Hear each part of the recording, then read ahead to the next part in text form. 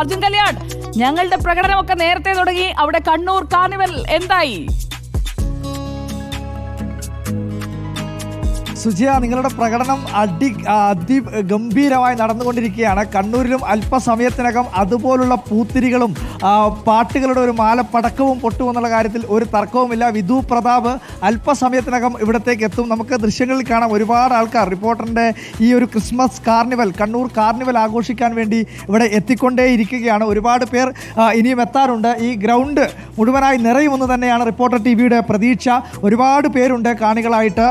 ഈ കണ്ണൂർ നഗരത്തിൽ തന്നെ ഒരുപാട് പേർ പയ്യാമ്പലം ബീച്ചൊക്കെ ആസ്വദിച്ച് ഒരു ഈവനിങ് മൂഡിലേക്ക് എത്തുകയാണ്. അതിനുശേഷം അവരൊക്കെ ഇവിടത്തേക്ക് എത്തുമെന്നുള്ളതാണ് നമ്മുടെയും പ്രതീക്ഷ. എന്തായാലും റിപ്പോർട്ടർ ടി വി ഗംഭീരമായി ഈ ക്രിസ്മസ് കൊണ്ടാടുകയാണ്. Reporter T V Kannur carnival എന്ന പേരിലാണ്.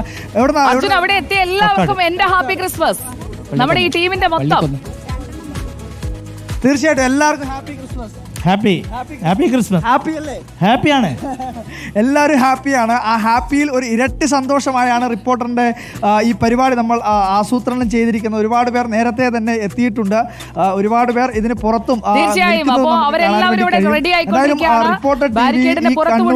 ഒരുക്കങ്ങളും പൂർത്തിയായി കഴിഞ്ഞു. കണ്ണൂരിലേക്ക് തുടങ്ങുമ്പോഴേക്കും ഞങ്ങൾ തിരിച്ചങ്ങോട്ട് എത്തും. അപ്പോൾ ഇതിനേക്കാൾ കളറാക്കണം. നമ്മൾ തമ്മിലുള്ള ഒരു മത്സരമാണ്. കൊച്ചി കാർണിവലാണോ കണ്ണൂർ കാർണിവലാണോ കിഡിലോസ്കി എന്ന് അറിയാൻ പ്രേക്ഷകർക്ക് ഇതാ ഒരു അവസരം നമ്മൾ ഒരുക്കുകയാണ്.